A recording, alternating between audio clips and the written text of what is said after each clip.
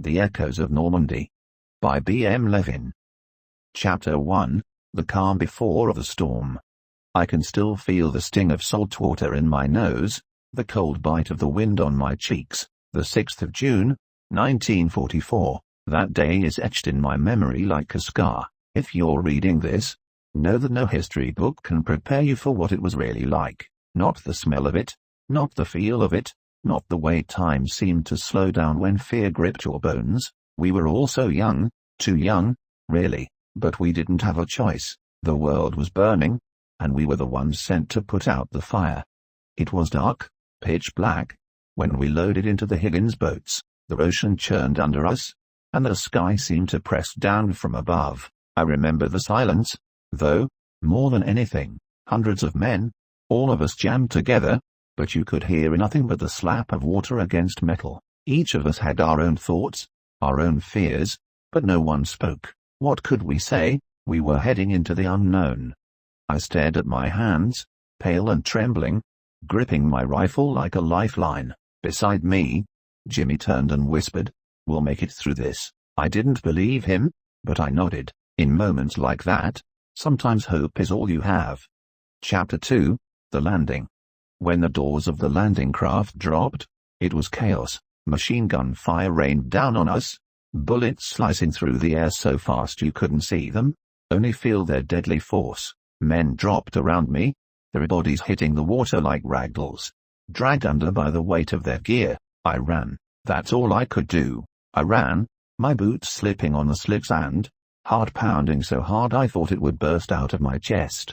The beach was a nightmare, a stretch of sand and blood. There was no cover, nowhere to hide. You just ran and prayed you wouldn't be next. Explosions tore through the air, sending debris and limbs flying. Every second felt like an hour, and the only thing louder than the roar of the enemy's guns was the screams of the wounded. I kept my head down, my body low, moving through the carnage like a ghost, somehow untouched.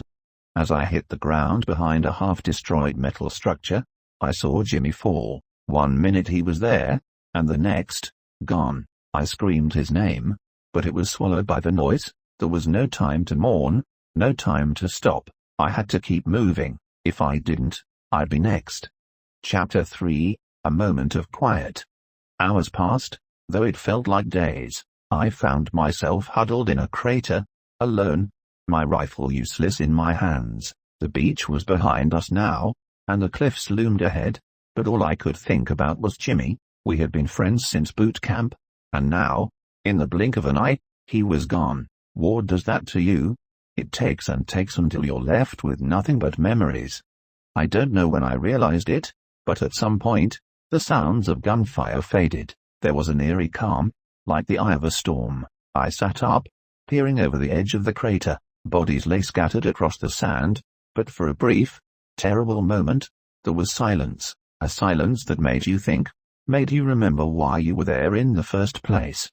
We weren't heroes. We were scared kids, sent to do a job that no one should have to do. But in that quiet moment, as I looked out over the beach, I knew one thing: we had to keep going. For Jimmy, for all the men who didn't make it, we had to push forward, no matter how much it hurt.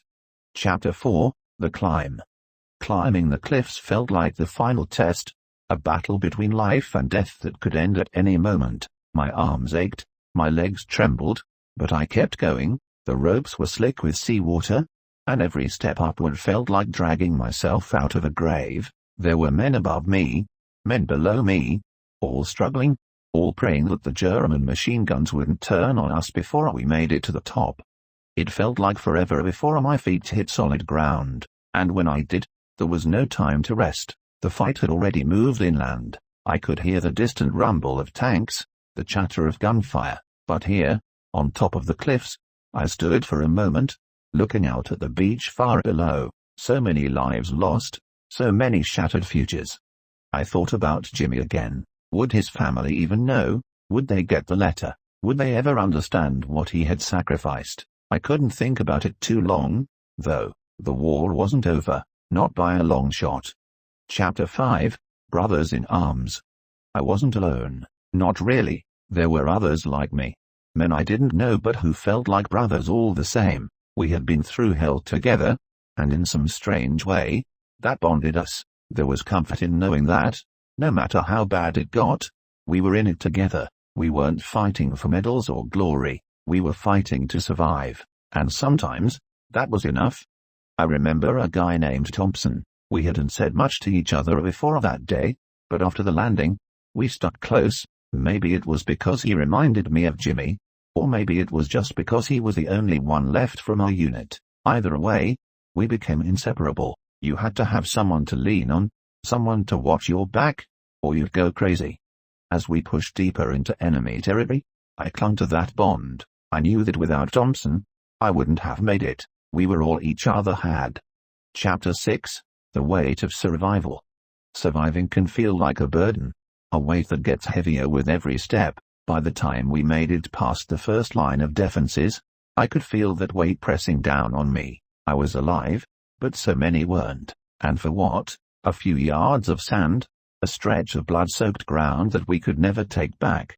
I didn't know the answer then, and I'm not sure I know it now, but as I lay in a makeshift foxhole that night, staring up at the stars, I realized something. Survival wasn't about making sense of it all, it was about moving forward, one step at a time, no matter how much it hurt. Thompson was asleep beside me, his breath slow and steady, but I couldn't close my eyes, not yet. There was too much running through my mind, too much loss, too many ghosts.